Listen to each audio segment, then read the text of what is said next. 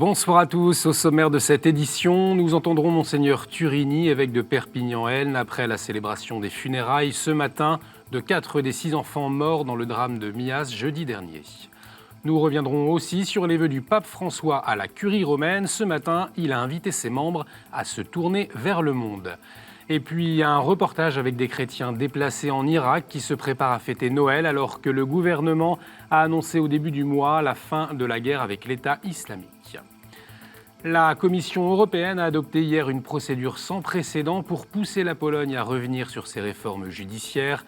Bruxelles les considère comme une violation de l'état de droit, tandis que la Pologne regrette une décision politique et invite à mieux comprendre le contexte du pays. On en parle dans notre dossier avec 2 éditorialistes de la presse chrétienne. Gérard Leclerc de France Catholique, bonsoir. Bonsoir. Et Benoît Fidelin de Pèlerin, bonsoir. Bonsoir. On débute ce journal avec la rencontre annuelle entre les représentants des cultes et le président Emmanuel Macron. Elle a eu lieu en début d'après-midi à l'Élysée, en présence du ministre de l'Intérieur et du ministre de l'Éducation nationale. Les responsables des 6 principales religions ont échangé avec les autorités, notamment sur la question de la laïcité, sur les questions bioéthiques et celles des migrants. C'est Monseigneur Pascal Delannoy, évêque de Saint-Denis, vice-président de la Conférence des évêques de France, et Monseigneur Olivier Ribado-Dumas, porte-parole de la CEF, qui ont représenté l'Église catholique. Notre journaliste Gabriel Massé a recueilli la réaction de ce dernier à l'issue de la rencontre. C'était une belle occasion de dialogue avec le président de la République, le ministre de l'Intérieur et le ministre de l'Éducation nationale sur des sujets qui touchent l'ensemble des cultes, notamment sur une sujet essentielle qui est la place des religions au cœur de la société, et notamment la question de la laïcité. Donc c'était un dialogue très libre et je pense extrêmement franc avec les plus hautes autorités de l'État. Le président a vraiment commencé en disant que sa vision de la laïcité est celle d'une vision où les religions ont leur place et c'est pour ça qu'il nous recevait. Et donc je pense qu'il était extrêmement participant, très à l'écoute et en même temps nous avons pu avoir à certains moments peut-être des désaccords, notamment sur les migrants, sur la vision que nous avions les uns et les autres. Mais c'est ça aussi la laïcité, c'est de pouvoir exprimer des opinions qui ne peuvent ne pas toujours converger. Nous avons également recueilli la réaction de Ahmed Ogras. Il représente la communauté musulmane. Il a été élu président du Conseil français du culte musulman en juillet dernier. C'était donc sa première rencontre. On l'écoute. Je dirais à la veille des fêtes, c'est un moment, je dirais, émotionnel de rencontrer le président de la République qui fête ses 40 ans aujourd'hui et qui a consacré plus de 2h15 aux représentants des cultes. C'est une première, dans un cadre apaisé et surtout dans un dialogue franc, sincère et de partage, de construction, de beaux projets et si nécessaire de déconstruire les mauvaises compréhensions. Et puis on vous parlait mardi de l'inquiétude des associations, particulièrement du Secours catholique, après les mesures envisagées par le gouvernement sur les questions liées à l'immigration et au droit d'asile. Face à ces inquiétudes, le Premier ministre Édouard Philippe a reçu cet après-midi des responsables d'associations, dont Véronique Fayette, la présidente du Secours catholique. Alan, Diogo, Loïc et Teddy, votre vie est tellement précieuse que pour moi, elle ne peut pas se perdre dans le néant. Je veux la recueillir et la placer entre les mains de Jésus. Ce sont les mots ce matin de Monseigneur Turini, évêque de Perpignan, lors de son homélie. Il a présidé la célébration des funérailles de Alan, Diogo, Loïc et Teddy, 4 des 6 enfants victimes de l'accident de car jeudi dernier dans la commune de Millas. Monseigneur Turini a aussi prié pour Ophélia, inhumée lundi, et Younas, en mémoire duquel s'est tenu un rassemblement à la grande mosquée de Perpignan cet après-midi. 2000 personnes étaient présentes dans et autour de la salle polyvalente de San Filio d'Aval. Notre journaliste Rémi Pem a rencontré Monseigneur Turini à l'issue de la célébration. C'est difficile, même quand soi-même on a de la peine, de pouvoir trouver les mots justes. Il y a un temps pour tout, il y a un temps pour les questions. Il y a un temps pour les réponses, mais là, c'était le temps du recueillement. C'était recueillir ces vies, voilà, et les mettre entre les mains du Seigneur et affirmer que pour moi, la vie est tellement précieuse qu'elle ne peut pas sombrer dans le néant. Voilà. Et dire, bien, avec la foi qui m'habite, la vie d'Alan, de Diego, de Teddy et de Loïc, ben, voilà, je les remets entre les mains du Seigneur, entre les mains de Marie, sa maman. Je sais qu'eux en prendront soin pour toujours. Et le message, je crois, que je veux faire passer, c'est de dire, comme Jésus, nous faisons route discrètement avec celles et ceux qui souffrent, C'est Jésus ressuscité qui chemine sur le chemin d'Emmaüs. Nous cheminons avec, je dirais, la force du ressuscité. C'est toute la France et au-delà qui a été touchée par ce drame. Le pape François a adressé dimanche une bénédiction apostolique pour les personnes touchées. Sur place, tout le diocèse s'est mobilisé dès jeudi soir pour soutenir les familles. Les églises ont été ouvertes, des veillées de prière et des messes ont été proposées par le curé de Saint-Filiou des Havals, le père de Roch. On le voit sur cette photo prise dimanche matin, réconforter les proches des victimes. Rémi Pem a recueilli son témoignage, un père qui pleure avec les familles et qui porte un message d'espérance. Aujourd'hui, on part au plus urgent, on aide ceux qui sont profondément blessés. Et le curé, c'est cela. La cura animarum, c'est bien le soin des âmes. Et donc, je suis médecin de campagne. Et puis plus tard, petit à petit, je pourrais peut-être mieux ordonner les soins. Mais pour le moment, j'essaye de donner ce que je peux donner maintenant. Et quand je vois ces parents, eh bien, je pense à la Vierge Marie, qui a vécu cette grande douleur. Et à nous tous qui, parfois, eh bien, nous sentons éloignés d'une certaine manière de cette douleur du cœur. Eh bien, la présence du Christ, c'est ça. Au plus profond de la douleur, il nous rappelle que lui, il a voulu partager jusqu'à nos plus grandes souffrances, en allant jusqu'à la croix. Mais qu'au-delà de la croix, eh bien, il y aura cette lumière. Et c'est celle de la résurrection. Et c'est ce que j'essaye petitement, humblement, discrètement de montrer, sans l'imposer. Parce que dans les cris de douleur, eh bien, la lumière, on ne peut pas forcément l'accueillir tout de suite. L'intégralité du témoignage bouleversant du père de Roch à découvrir sur notre site internet www.kto.tv.com. Ce matin, le pape François a échangé ses vœux avec la curie romaine dans la salle Clémentine du Palais apostolique. Une parole attendue chaque année puisqu'elle donne les caps à suivre pour les chefs et principaux responsables des dicastères de la curie romaine. Le Saint-Père a abordé les questions du rapport avec les nations, du rapport avec les églises particulières et orientales, ou encore celle du dialogue œcuménique et interreligieux. Après avoir exprimé que faire des réformes à Rome, c'est comme nettoyer le sphinx d'Égypte avec une brosse à dents, il faut de la patience, du dévouement et de la délicatesse, le pape a invité la curie romaine à se tourner vers l'extérieur, vers le monde. Ils sont appelés à être dans l'Église comme des antennes fidèles, des antennes sensibles. Des antennes qui transmettent et qui reçoivent donc.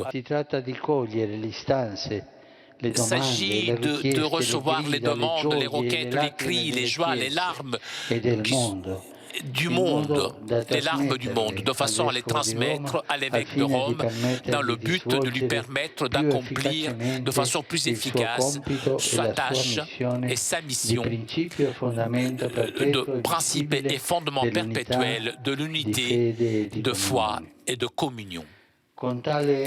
Avec cette réceptivité qui est plus importante de l'aspect réceptif, les dicastères de la curie romaine rentrent généreusement dans ce processus d'écoute, de synodalité dont j'ai déjà parlé.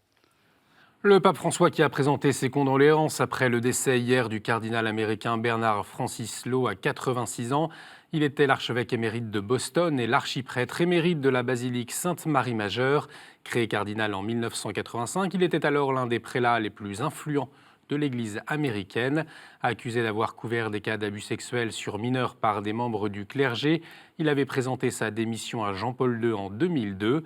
Avec sa mort, le Sacré Collège compte désormais 216 cardinaux, dont 120 électeurs. Sa béatitude, Louis-Raphaël Sako, le patriarche des Chaldéens, a adressé un message pour Noël à tous les Irakiens. Après la victoire contre le groupe État islamique et une guerre de 3 ans, les espoirs sont nombreux, tout comme les efforts pour la paix et la sécurité. Monseigneur Sako invite donc les chrétiens à s'engager pour le dialogue interreligieux, comme le fera l'Église chaldéenne. Et c'est dans ce climat d'espérance que les chrétiens en Irak s'apprêtent à fêter Noël. La plupart des déplacés ont pu rentrer chez eux dans les villages de la plaine de Ninive, mais dans le camp d'Ashti, l'un des plus grands camps du quartier chrétien d'Erbil, il reste encore des familles. Alors comment se préparent-elles à fêter Noël dans ce nouveau climat. Reportage avec Sybille Delettre. Dans la caravane de Sundus, le sapin trône fièrement au milieu du salon. Cette famille de Karakosh s'apprête à fêter son 3e Noël, loin de chez elle. طبعا يعني هو مناسبة جديدة يعني ربط الأخين جدا بصراحة يعني أكثر دمجخ ما جديدا ميلاد دمشيحة لأن ميلاد دمشيحة خصوصية حيل ربط الجبن متمنى أهم شيء وأول شيء السلام ده كل مال ودم آد الوضع إنكم آد الوضع طبعا ده كل ما لم آد الوضع يعني بتاخذ بس إن كان لا كذا يعني. Leur maison à Karakosh est très abîmée. Il leur faut du temps pour tout remettre en ordre avant d'envisager un retour. Comme eux, ils sont encore 400 familles à vivre ici. À peine un quart de la population qu'a connu le camp.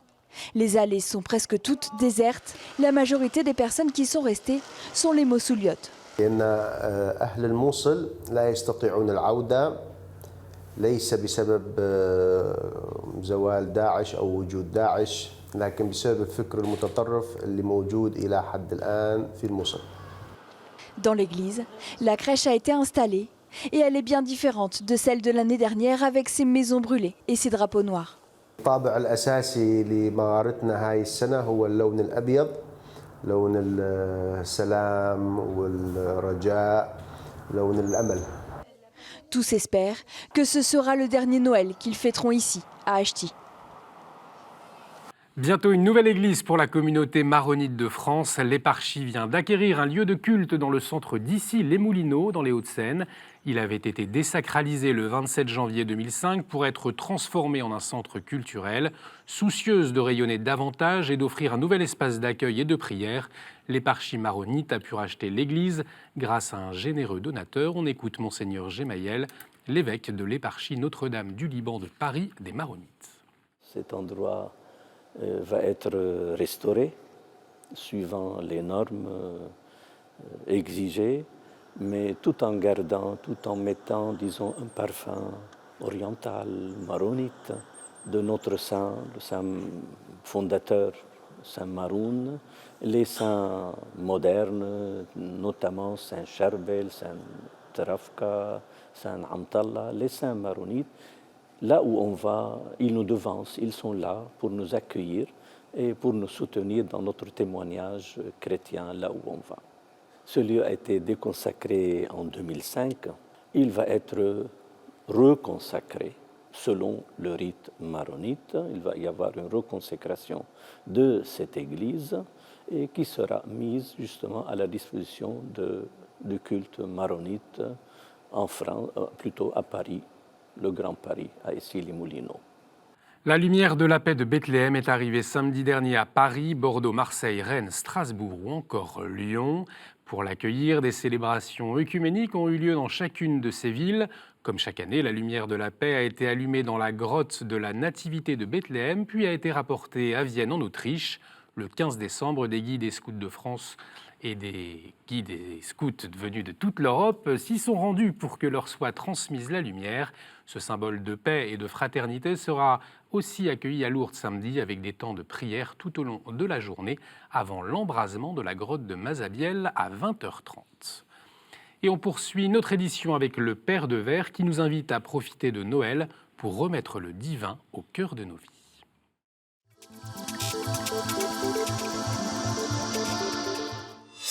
Chers amis, bonjour. Nous sommes à quelques heures de Noël. Comment ne pas vous souhaiter joyeux Noël? Noël, l'enfant Dieu, qui vient réveiller aussi en nous l'enfant éternel. Et c'est ce réveil qui finalement va donner aussi de la grâce et de la force à notre vie. L'enfant. Je sais qu'il y a des familles, je pense notamment à celles qui viennent d'avoir leurs enfants décédés dans cet accident de car. Je pense à toutes ces familles qui sont meurtries à travers des séparations. Je pense à toutes ces familles pour qui ce sera difficile de dire Joyeux Noël. Et pourtant, il y a peut-être précisément une invitation à Noël de dire quelque chose. Je pense ici au livre du Petit Prince. Ce petit livre est un grand livre. Saint-Exupéry Il est en panne dans le désert. Il dit, mais je suis un naufragé, j'ai plus que finalement quelques jours à vivre. Et puis voici que j'entends une petite voix. Une voix me dire, mais dessine-moi un mouton. C'est absurde, dit-il, cette demande. Et pourtant, alors ajoute-t-il, dans les moments les plus difficiles, finalement, il y a de ces voix, il y a de ces appels à partir desquels nous voici appelés à aller plus loin. Et dit-il, c'est pas en allant tout droit qu'on va plus loin, mais précisément, peut-être en consentant à un autre chemin. Et c'est encore, à travers cette approche de Noël, ce lien magnifique qui nous est proposé entre terre et éternité, ce lien aussi qui nous conduit à découvrir que Dieu n'est pas l'absent, mais qu'il est là, parmi nous, il est l'Emmanuel. Et sans doute, il vient aussi nous dire, veux-tu te laisser apprivoiser? Rappelons-nous, le renard qui va dire au petit prince qui l'interroge, mais c'est quoi ces liens? C'est quoi apprivoiser? Bien justement, de ces liens absolument étonnants qui pourraient peut-être nous permettre en ce Noël de voir comment nous pouvons non seulement dessiner, mais peut-être redessiner un monde pour qu'il soit plus humain, au fond, pour laisser place au plus divin. Merci Père, tout de suite la revue de presse.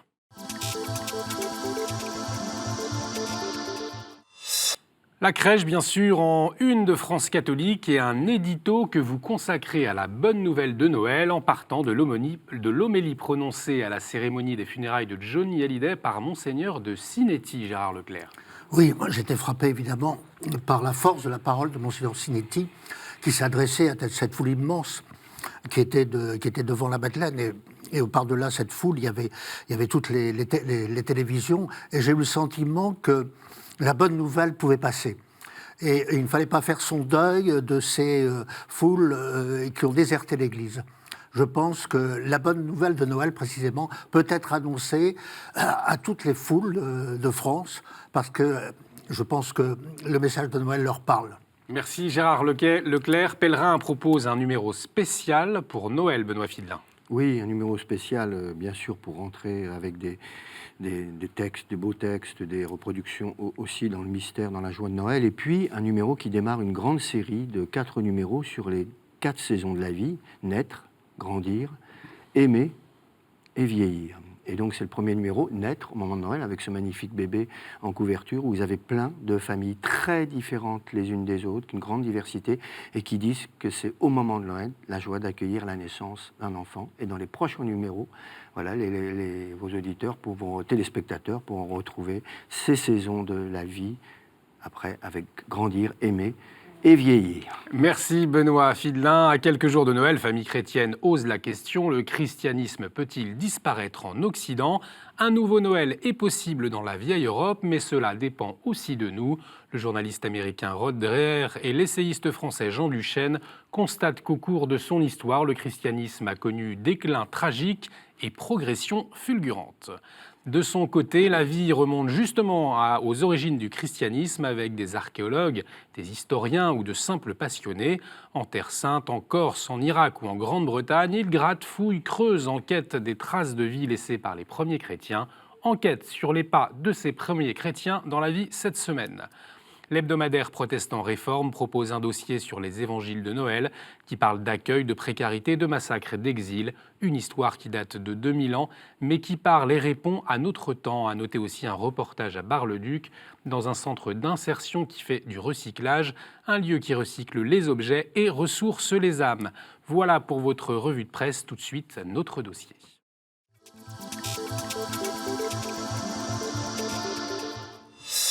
En Pologne, les lois adoptées ces 2 dernières années pour refondre la justice inquiètent la Commission européenne. Pour la première fois, elle a déclenché hier l'article 7 du traité sur l'Union européenne, c'est-à-dire que la Pologne pourra être suspendue de vote au sein de l'Union européenne si elle ne respecte pas l'état de droit. Pour la Commission européenne, la refonte du système judiciaire met en danger l'équilibre des pouvoirs à Varsovie. Pour le gouvernement polonais, il faut que l'Europe comprenne davantage le contexte et les perspectives du pays. Benoît Fidelin, je rappelle que vous êtes rédacteur en chef à Pèlerin. Alors en août dernier, vous avez écrit un édito où vous exprimiez vos inquiétudes sur la Pologne que vous aimez tant d'ailleurs. Du coup, comment est-ce que vous avez reçu la décision de la Commission européenne ? Mais je l'ai reçu avec deux sentiments. Un sentiment de fierté et un sentiment de tristesse, de déception. Sentiment de fierté parce que je suis fier que l'Europe tape du poing sur la table pour faire respecter ce que Robert Schuman, ce que les grands chrétiens d'ailleurs qui ont fait l'Europe avaient comme ciment, c'est-à-dire le respect de l'état de droit et la séparation des pouvoirs dans notre démocratie, qui est bafouée en Pologne depuis l'arrivée du Parti Droit et Justice à la fin de l'année 2015, élu avec environ 49% des voix, démocratiquement, mais pour mener une politique nationaliste, ultra-conservatrice, et surtout qui a été, patiente, déterminée, pour faire des chasses aux sorcières. D'abord, ça a été très fort dans les médias, après dans l'armée, dans l'université, et puis, surtout, dans la justice, aujourd'hui, du Conseil constitutionnel à la moindre juridiction où ça a été la chasse aux sorcières des juges pour qu'on ait une justice asservie au pouvoir. Donc c'est quelque chose qui, pour moi, je suis fier que l'Union européenne enfin ait le courage de taper sur la table. Je suis déçu, comme vous l'avez dit, j'aime la Pologne. J'y vais depuis l'époque du rideau de fer. J'y ai fait plein de reportages. J'ai été très longtemps grand reporter pendant 20 ans. J'y suis allé une dizaine de fois. J'ai rencontré Wałęsa. J'ai vu l'irruption des libertés contre la chape de plomb communiste.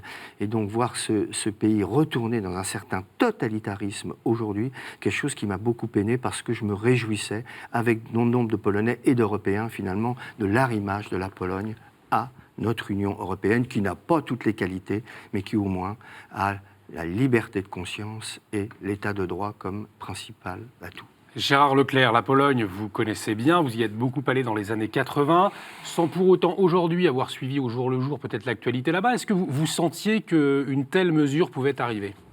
Oui, bien sûr. Il y a un énorme malaise, moi. Contrairement à Benoît, je n'ai pas gardé les contacts que j'avais dans la Pologne des années 80 et avec des souvenirs merveilleux, avec beaucoup d'amis polonais, avec notamment cette étonnante équipe du Tygodnik Powszechny de Cracovie, enfin, etc. J'ai tissé des liens d'amitié à l'époque.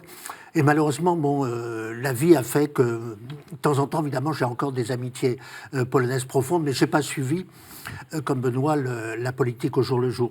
Moi, évidemment, j'acquiesce à ce qu'il vient de dire, en contextualisant quand même le problème qui ne concerne pas seulement la Pologne. Il me semble que toute l'Europe centrale est touchée par cette réaction, cette crainte, cette angoisse qu'on définit comme identitaire.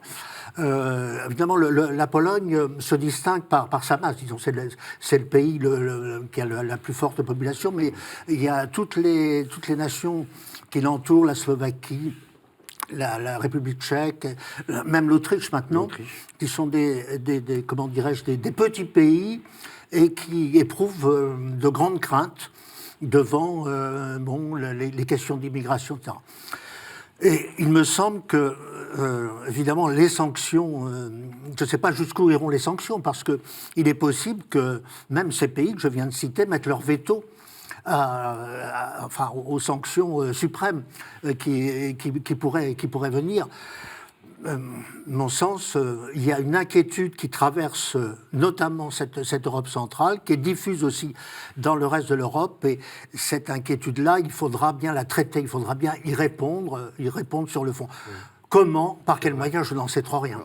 Moi, je suis d'accord avec vous, Gérard Leclerc, il faut y répondre. Il y a une thérapie de choc qui a été difficile, le passage à l'économie de marché dans un pays où ça devait se faire sur très longtemps. Il y a eu des problèmes en Pologne. Malgré tout, c'est un pays qui a été quand même propulsé par l'Union européenne, il ne faut pas l'oublier. L'Union européenne, c'est 150 milliards qui ont été donnés à la Pologne depuis 2004. Et là, il y a quand même une confusion. une non-cohérence. C'est qu'aujourd'hui, il rejette l'Union européenne et que c'est un pays qui ne serait jamais arrivé à ce qu'il est aujourd'hui, malgré les inégalités qu'il y a, malgré un libéralisme parfois exacerbé, qui ne serait jamais arrivé à ce qu'ils étaient. Donc, il faut quand même, il y a 80 milliards qui ont été votés de crédit pour 2014 à 2020. Alors moi, je dis, si vous voulez pas de l'Europe, ils ont retiré le drapeau européen de la salle de presse du gouvernement, eh bien, rendez l'argent. Soyons... Voilà, c'est l'Europe. Alors je pense que l'Europe a été très patiente. Elle a envoyé une vingtaine de courriers, 2 mises en garde depuis 2 ans.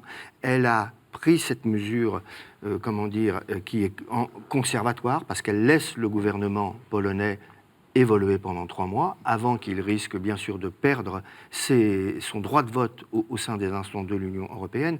Bref, et après, bien sûr que c'est une mesure symbolique, puisque à la majorité, ça ne passera pas à cause de la Hongrie et d'autres pays. Mais je pense que les sanctions, elles risquent d'être financières, et ça, ce serait vraiment dommage, parce que malgré tout, et malgré, je reconnais, des difficultés, des inquiétudes, ce pays-là, il est en voie vers davantage de richesses partagées et davantage de liberté individuelle, et ce serait terrible pour la Pologne, finalement, qui s'affranchisse d'un continent qui est quand même en route, malgré tout, vers la prospérité et la paix qu'il connaît depuis plus de 80 ans. Merci beaucoup, Benoît Fidelin. Merci beaucoup, Gérard Leclerc, d'avoir partagé vos points de vue. Merci à vous de nous avoir suivis. Vous pouvez retrouver cette émission sur notre site internet www.ktotv.com. Vous pouvez également réagir avec le hashtag à la source. Au nom de toute l'équipe, je vous souhaite une douce et sainte fête de Noël. Alors vous pourrez suivre la messe des familles depuis Notre-Dame de Paris en direct le 24 décembre à 18h. À 21h30, ce sera la messe de la nuit de Noël depuis Rome avec le pape François. Le 25 décembre, retrouvez la bénédiction Ubi et Orbi à partir de midi. On se retrouve quant à nous le mardi 2 janvier. Excellente fête de Noël sur KTO.